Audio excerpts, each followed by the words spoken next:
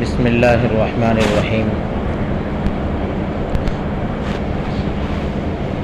الحمد للہ رب العالمین والعاقبۃ للمتقین والصلاة والسلام علی سید الانبیاء والمرسلین سیدنا وحبیبنا وحبیب رب العالمین محمد وعلی آلہ واصحابہ اجمعین اما بعد فاعوذ باللہ من الشیطان الرجیم بسم اللہ الرحمن الرحیم من المؤمنین رجال صدقوا ما عاهدوا اللہ علیہ فمنهم من قضى نحبه ومنهم من ينتظر وما بدلوا تبدیلا وقال تبارک وتعالی وأنتم الأعلون إن كنتم مؤمنين وقال تبارك وتعالى إنما يخشى الله من عباده العلماء صدق الله العظيم وصدق رسوله النبي الكريم ونحن على ذلك لمن الشاهدين والشاكرين والحمد لله رب العالمين. محترم بزرگوں، دینی اور اسلامی بھائیوں،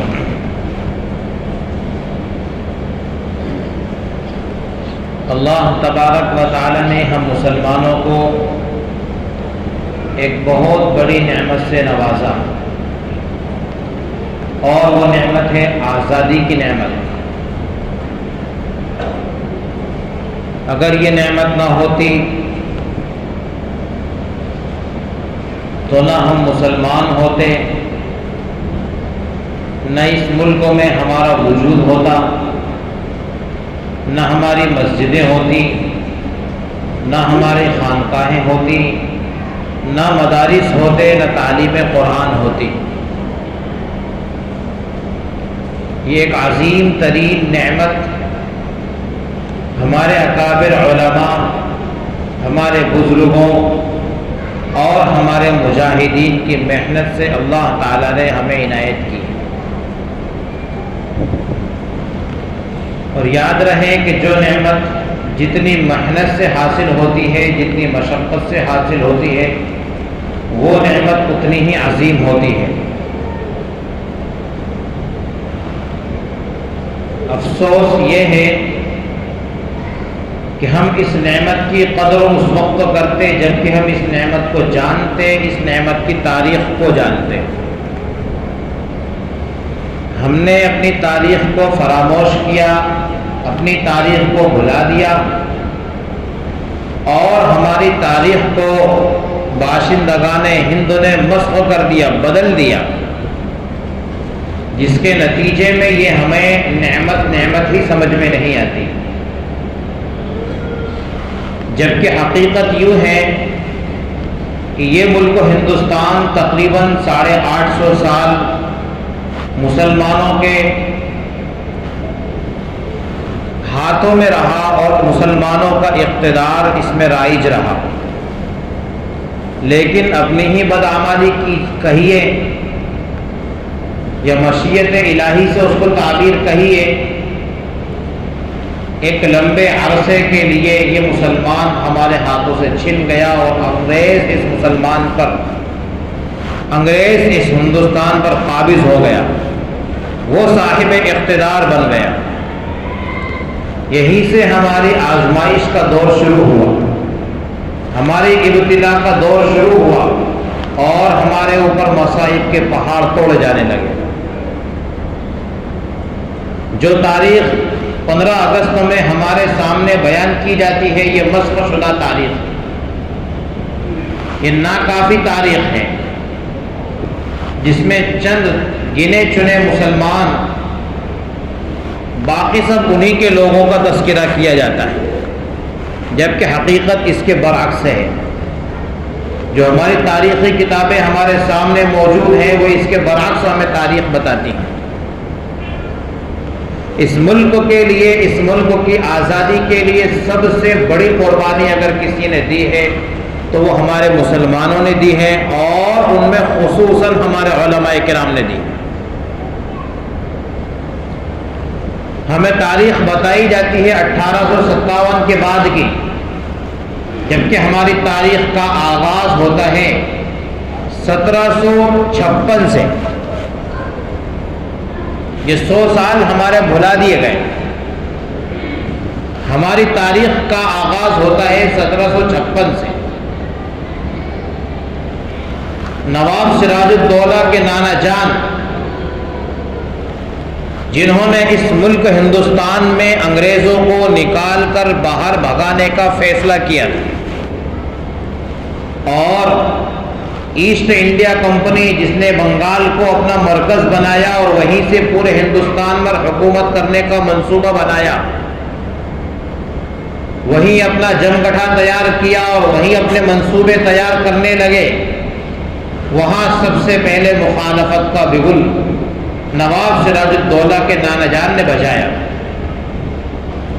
لیکن کیا کہیے، ان کی شکست ہو گئی اور ان کو شہید کر دیا گیا۔ ان کے نواسے نواب سراج الدولہ، ان کو حاکم بنایا گیا، سلطان بنایا گیا۔ پھر 1757 کے بعد نواب سراج الدولہ نے وہی اپنے نانا کی تاریخ کو زندہ کیا اور وہی فیصلہ کیا جو اپنے نانا نے کیا تھا کہ اس ملک ہندوستان کو انگریز جیسی منحوس چالوں سے پاک کرنا ہے، صاف کرنا ہے۔ ان کے عزائم بڑے پرخطر تھے۔ ابتدا میں انہوں نے جھانسا دیا اور ہندوستانی باشندوں کو غلط فہمی میں مبتلا کیا۔ اپنا مد مقابل اور اپنا مخالف فقط مسلمانوں کو شمار کرایا، اس لیے مسلمانوں کو دوہری نہیں بلکہ اور کہیں زیادہ مسلمانوں کو مشقت برداشت کرنی پڑی۔ ایک طرف انگریز ظلم ڈھا رہا تھا، دوسری طرف سکھوں کو ہمارے خلاف باور کر دیا گیا، اور تیسری طرف برادران وطن یعنی غیر مسلموں کو ہمارے خلاف اکسا دیا گیا۔ مسلمان دوہری نہیں بلکہ تین طرفہ مشقتیں برداشت کرنے پر مجبور ہو گیا۔ نواب سراج الدولہ نے کئی ایک جنگیں لڑی، اخیر میں نواب سراج الدولہ کے ہی قریبی میر جعفر کی غداری کے باعث ان کو بھی شہادت حاصل ہو گئی، اور اس طرح سے ایک تاریخ کا باب ختم ہوا۔ میسور کی سرزمین سے اور دکن کی سرزمین سے حیدر علی خان اور ان کے پیارے صاحبزادے حضرت اقدس ٹیپو سلطان علیہ الرحمہ نے علم حریت کو بلند کیا، انگریزوں کے خلاف دہاڑ لگائی، اور یک کے بعد دیگر تقریباً 4 جنگیں ٹیپو سلطان نے لڑی۔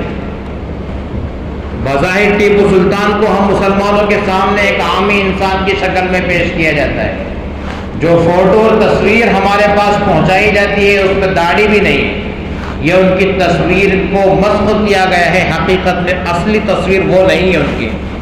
ان کی تصویر حضرت شیخ الاسلام مولانا حسین احمد مدنی علیہ الرحمہ صدر المدرسین دارالعلوم دیوبند و شیخ الحدیث بیان کرتے ہیں کہ تھے کون یہ ٹیپو سلطان؟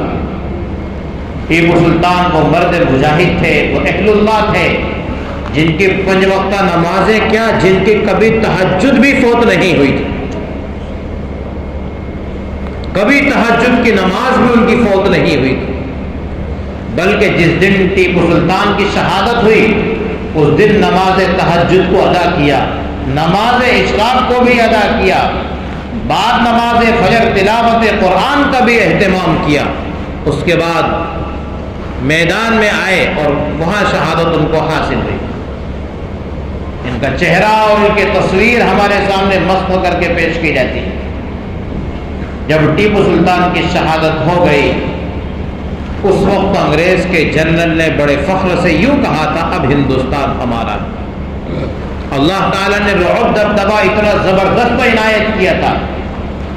بیان کرتے ہیں ہمارے علماء، تاریخ داں اس کو نقل کرتے ہیں کہ ٹیپو سلطان کی شہادت کے بعد 3 دن ان کی نعش یوں ہی پڑی رہی، کسی انگریز کی ہمت نہیں کہ قریب جا کر کے دیکھ لے، زندہ ہے کہ وفات ہو گئی۔ بلکہ انگریز جنرل نے دور سے ڈھیلے پھینک کر کے ان کا اندازہ کیا کہ روح ہے کہ ختم ہو گئی، زندہ ہے کہ مردہ ہے۔ جب اس کو اطمینان ہوا تب سینے پر چڑھ کر کے بیٹھا اور وہاں اپنا جھنڈا گاڑ کر یہ اعلان کیا اب ہندوستان ہمارا ہے۔ میرے بھائیوں، اس ہندوستان کی تاریخ جو ہمارے سامنے ہے، جو ہم سنتے چلے آ رہے ہیں، اس کے خلاف سننا بھی شاید ہم کو اچنبھا معلوم ہوتا ہے، کیونکہ جب انسان کسی حقیقت سے نہ واقف ہو اور اس کے سامنے کوئی حقیقت کھلے تو اس کو اچنبھا لگتا ہے، انوکھا لگتا ہے، اور وہ یوں کہتا ہے پتہ نہیں نئی بات کہاں سے آ گئی، حقیقت تو وہی ہے جو ہم اتنے برسوں سے سنتے چلے آ رہے ہیں۔ کفار مکہ کے انکار کی وجہ بھی تو یہی تھی۔ نبی کریم صلی اللہ علیہ وسلم نے جب 360 بتوں کی نفی کی اور ان کی تردید بیان کی اور ایک رب ذوالجلال کی توحید کا اعلان کیا تو ان کا جواب بھی تو بس یہی تھا، یہی ان کا جواب تھا، اے محمد کہ تو ہمارے تمام دیوی دیوتاؤں کو چھوڑ کر، تمام معبودوں کو چھوڑ کر ایک معبود ہونے کا اعلان کرتا ہے؟ کیا تو اپنے باپ دادا کے دین سے ہٹ رہا ہے؟ اس سرزمین مکہ پر 360 دیوی دیوتاؤں کی پوجا ہوتی رہی ہے، اس کا انکار کر رہا ہے۔ ابتدا میں جو کفار مکہ کے لیے بات مانے تھی وہ یہی تھی کہ ہم اتنے دنوں سے، اتنے برسوں سے، ہم ہی نہیں ہمارے باپ دادا بھی انہی دیوی دیوتاؤں کی پوجا کرتے چلے آئے ہیں اور اس کے خلاف تو نے اعلان کیا، ہم اس کو کیسے قبول کر لیں؟ ہمارا حال بھی کچھ ایسا ہی ہو گیا، جو تاریخ ہمارے ذہنوں میں آ گئی اس کے خلاف ہم کو پسند نہیں۔ وجہ اس کی یہی ہے کہ ایک لمبے زمانے سے ہم وہی سنتے چلے آ رہے ہیں اور اسی کو ہم نے حقیقت جان لیا، جبکہ اس سرزمین ہندوستان پر ہم نہیں، ہمارے علماء کا، ہمارے اکابرین کا خون بکھرا پڑا ہے۔ قطعے ارض کا کوئی بھی حصہ سون کر کے دیکھ لیجیے، ہمارے علماء کے شہادت کے خون کے فوارے ابلتے نظر آئیں گے، وہاں سے ان کے خون کی خوشبوئیں نظر آئیں گی۔ کے بعد دیگر معرکہ ہوتے رہے، آخر مغل اور اسی طرح لودھی خاندان کا خاتمہ ہو گیا۔ 1857 کی خون انقلاب جس میں ہمارے علماء نے بنفس نفیس حصہ لیا اور حضرت مولانا حاجی امداد اللہ مہاجر مکی علیہ الرحمہ، حضرت قاسم نانوتوی علیہ الرحمہ، حضرت مولانا رشید احمد گنگوہی علیہ الرحمہ، حضرت مولانا جعفر خانیسری اور حضرت حافظ ضامن شہید علیہ الرحمہ، حضرت مولانا مظہر علی نانوتوی علیہ الرحمہ، یہ وہ اکابرین ہیں جس میں آپ کو اگر میں تعارف کراؤں تو حاجی امداد اللہ وہ ہیں جو ان سب کے استاد ہیں، اور مولانا مظہر علی نانوتوی وہ ہیں جن کے نام پر مظاہر لوگ سہارنپور ہے جو اس کے بانی ہیں۔ مولانا قاسم نانوتوی اور مولانا رشید احمد گنگوہی وہ ہیں جنہوں نے دارالعلوم دیوبند کی بنیاد ڈالی۔ یہ اکابرین بنفس نفیس میدان میں آئے اور یہ میدان میں آئے حضرت شاہ عبدالعزیز محدث دہلوی علیہ الرحمہ کے فتوی انقلاب کے بعد۔ حضرت شاہ عبدالعزیز محدث دہلوی علیہ الرحمہ نے جس وقت انہوں نے یہ اعلان سنا کہ ایسٹ انڈیا کمپنی نے یہ اعلان کر دیا ہے خلق خدا کی، یعنی مخلوق تو اللہ کی اور نظام بادشاہ کا اور اصول ایسٹ انڈیا کمپنی کا، یہ اس کے مرادف میں کلمات انہوں نے کہے تھے۔ اس وقت شاہ عبدالعزیز محدث دہلوی علیہ الرحمہ بھاگ گئے اور اعلان کر دیا کہ ہمارا ملک غلامی کی زنجیر میں پھنس گیا ہے، غلامی کی توق اپنے گلے میں ڈال چکا ہے۔ مہدیان جو دہلی کا ایک حصہ ہے، مہدیان جو آج یہاں مسلمانوں کی بڑی کمی ہے جس کو بالکل ویرانے کی طرف پٹک رکھا ہے، مہدیان وہاں ایک چھوٹی مسجد ہے جس مسجد میں بیٹھ کر آزادی ہند کے لیے پوری تجویز پیش کی گئی، مشورہ کیا گیا۔ اسی مسجد کے اندر بیٹھ کر شاہ عبدالعزیز محدث دہلوی علیہ الرحمہ نے ہندوستان کی آزادی اور ہندوستان کی غلامی کا فتویٰ لکھا، ہندوستان کی انگریزی فوج میں مسلمانوں کی بھرتی کو حرام قرار دیا۔ آج وہ مسجد بالکل نچلے حصے میں بوسیدہ پڑی ہوئی، چند دنوں پہلے وہاں جانا ہوا اور وہ قبرستان جس میں ہمارے اکابرین بلکہ کہہ لیجیے ہندوستان کی چوٹی کے علماء دفن ہیں، اگر اس کا معائنہ کیا جائے تو ایسا لگتا ہے کسی بنجر زمین کے اندر ہم گھوم رہے ہیں۔ وہ مدرسہ جہاں حضرت شاہ ولی اللہ محدث دہلوی علیہ الرحمہ تعلیم دیا کرتے تھے، جس کے طلبہ میں مولانا قاسم نانوتوی، مولانا عبدالغنی، مولانا مملوک علی دیوبندی، مولانا مظہر نانوتوی، مولانا یعقوب نانوتوی اور مولانا رشید احمد گنگوہی علیہ الرحمہ جیسے اکابرین اس ادارے کے ثبوتوں میں رہیں، آج ایسا محسوس ہوتا ہے کہ پورا علاقہ بنجر پڑا ہوا ہے۔ وہیں شاہ عبدالعزیز محدث دہلوی علیہ الرحمہ کا مزار، وہیں شاہ اسحاق کا مزار، وہیں شاہ عبدالغنی کا مزار اور وہیں شاہ ولی اللہ کا مزار، اور وہیں ان کے والد محترم شاہ عبدالرحیم کا مزار ہے، اور وہیں پر دو مسجد ہیں، ایک مسجد ان کے مزار کے کچھ قریب ہے اور دوسری مسجد تھوڑی سی دوری پر ہے جو اصل مسجد ہے مہدیان کی۔ اس مسجد میں بیٹھ کر شاہ عبدالعزیز محدث دہلوی علیہ الرحمہ نے یہ فتویٰ تحریر کیا کہ انگریز کی فوج میں مسلمان کی بھرتی حرام ہے۔ یہاں سے اصل ہمارے علماء میں جوش پیدا ہوا اور بنفس نفیس یا اکابرین میدان کارزار میں آ گئے۔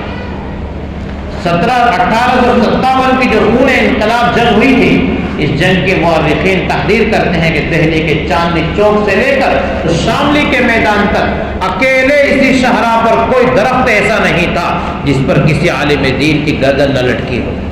52,500 علماء نے اسی وقت قربانیاں پیش کی۔ اندازہ لگائیے 52,500 علماء نے قربانیاں پیش کی۔ 2 لاکھ مسلمانوں کو اس وقت شہید کیا گیا اور فقط دہلی شہر کے اندر 1250 مدارس تھے جن کے اوپر بلڈوزر چلا دیا گیا۔ ہمارے علماء یک کے بعد دیگرے اپنے قربانیاں پیش کرتے رہے۔ اسی معرکہ میں حافظ ضامن شہید علیہ الرحمہ شہادت پا گئے۔ حضرت حاجی امداد اللہ مہاجر مکی علیہ الرحمہ مکہ مکرمہ کو تشریف لے گئے، وہاں سجدوں میں اللہ تعالیٰ سے دعائیں کر رہے ہیں، اے رب ذوالجلال ہندوستان کے مسلمانوں کا کیا ہوگا، اے رب ذوالجلال ہندوستان میں اسلام کا کیا ہوگا۔ اور اپنے شاگردوں میں، اپنے مریدین میں خصوصاً مولانا قاسم نانوتوی علیہ الرحمہ اور حضرت گنگوہی علیہ الرحمہ کو اس بات کی تلقین کی، تائید کی کہ آپ وہیں بیٹھ کر دین کی خدمت انجام دیں، آپ کو حجاز مقدس میں آنے کی اجازت نہیں۔ چنانچہ انہی اکابرین کے مشوروں کے بعد 1866 میں دارالعلوم دیوبند کی بنیاد ڈالی۔ یہ دارالعلوم دیوبند کی بنیاد ہندوستان کو آزاد کرانے کے لیے اور ہندوستان میں مسلمانوں کے تحفظ بقا کے لیے ڈالی گئی، جس کے اکابرین میں حاجی عابد علی حسین صاحب، مولانا فضل الرحمان صاحب اور مولانا گنگوہی اور مولانا نانوتوی علیہ الرحمہ۔ سب سے پہلے سپوت جس کو ہم کہتے ہیں شیخ الہند مولانا محمود حسن دیوبندی علیہ الرحمہ انار کے درخت کے نیچے اپنے استاد ملا محمود احمد کے سامنے زانو تلمس دے کرنے لگے۔ سب سے پہلا سبق مولانا محمود حسن دیوبندی، جن کو دنیا شیخ الہند کے نام سے یاد کرتی ہے۔ کون تھے یہ شیخ الہند؟ یہ وہی شیخ الہند ہیں جنہوں نے ریشمی رومال کی تحریک چھیڑی۔ یہ وہی شیخ الہند ہے جو دارالعلوم دیوبند کے صدر المدرسین بنے، شیخ الحدیث بنے۔ یہ وہی شیخ الہند ہے جن کو دنیا نے شیخ الہند کا لقب دیا، اور ان کے شاگرد حضرت مولانا اشرف علی تھانوی علیہ الرحمہ کہتے ہیں کہ میرے استاد کے ساتھ ناانصافی کا معاملہ ہوا، ایک چھوٹا سا لقب ان کو دیا گیا شیخ الہند۔ وہ تو شیخ العالم تھے، صرف ہندوستان کے شیخ نہیں، وہ تو پورے عالم کے شیخ تھے۔ شیخ الہند لقب چھوٹا ہے، ان کا اصل لقب ہونا چاہیے تھا شیخ العالم۔ بخاری شریف کا درس ہندوستان کے مسلمانوں کے خاطر چھوڑا، دارالعلوم دیوبند کی مسند تدریس کو چھوڑا اور تحریک آزادی ہند میں حصہ لیا، ملک اور بیرون ملکوں کے سفر کیے، حتیٰ کہ کچھ جاسوسوں کی وجہ سے ان کے خلاف وارنٹ جاری کر دیا گیا اور ان کی گرفتاری عمل میں آئی۔ شاگرد رشید حضرت مولانا حسین احمد مدنی علیہ الرحمہ 18 سال سے مسجد النبی صلی اللہ علیہ وسلم میں درس حدیث دے رہے تھے۔ استاد کی گرفتاری کا جب وارنٹ جاری ہوا، اس شاگرد نے بھی کہہ دیا میں اپنے استاد کے بغیر نہیں رہ سکتا، جہاں میرے استاد کو لے جایا جائے گا میں وہی جاؤں گا۔ کہا آپ کا کوئی جرم نہیں ہے، ٹھیک ہے میرا کوئی جرم نہیں، اگر میرے استاد کو سزا ہے تو میں بھی سزا برداشت کروں گا۔ اپنے استاد محترم کے ساتھ ان کے شانہ بشانہ شیخ الہند رحمۃ اللہ علیہ کے ساتھ ساتھ مالٹا کی جیل میں خود بھی شریک ہو گئے۔ چھوٹے چھوٹے کوٹریوں میں، کمروں میں ان کو بند کر دیا گیا، اور انگریز کبھی ان کے روم میں سانپ لا کر چھوڑ دیتا۔ سخت برفیلی ٹھنڈی ہوائیں، سخت ٹھنڈے پانی، جن پانیوں سے وضو کرتے، ایک روز حضرت شیخ الہند رحمۃ اللہ علیہ کہنے لگے حسین احمد رمضان قریب ہے، نہ تم حافظ ہو نہ میں حافظ ہوں، ہماری رمضان کی ایک سنت ترک ہو جائے گی، رمضان کی ایک سنت چھوٹ جائے گی، ہم جیل میں بندے، کون ہمیں قرآن سنائے گا؟ حضرت مدنی علیہ الرحمہ نے کہنے لگے حضرت آپ فکر نہ کریں، صرف آپ میرے لیے دعا کریں، آپ کا یہ شاگرد حسین احمد آپ کو قرآن کریم سنائے گا۔ تعجب ہوا، حافظ نہیں ہو پھر کیسے قرآن کریم سناؤ؟ آپ دعا فرمائیں، انشاءاللہ میں آپ کی اس سنت کو ادا کروں، آپ کی سنت انشاءاللہ جو سماع قرآن کی ہے کہ رمضان میں قرآن کریم تراویح میں سنت ترک نہیں ہوگی۔ چنانچہ حضرت مدنی علیہ الرحمہ اسی جیل میں حافظ بنے، ایک پارہ روزانہ یاد کرتے اور شام کو تراویح میں سنا دیا کرتے۔ یہ ہمارے اکابرین کی قربانی۔ حضرت شیخ الہند رحمۃ اللہ علیہ کو سخت ٹھنڈے پانی سے اذیت ہوتی وضو کرنے میں، حضرت شیخ الاسلام حسین احمد مدنی علیہ الرحمہ دیکھا ایک رات حضرت شیخ الہند نے کہ جگ لیے ہوئے ہیں اور اس کو اپنے جسم سے پانی بھر کر ٹھنڈے پانی کو اپنے بدن سے چمٹائے ہوئے تاکہ جسم کی حرارت سے کچھ تو پانی کی ٹھنڈک ختم ہو جائے۔ اس طرح سے یومیہ اپنے استاد کو کچھ نہ کچھ معمولی سا گرم پانی پیش کیا کرتے تھے۔ ایک روز آگ لگ گئی اور جب اس دن پانی پیش کیا تو نہایت ٹھنڈا پانی، کہا حسین احمد وہ گرم پانی جو روز لاتے تھے وہ آج نہیں ہے، کہاں سے لاتے تھے؟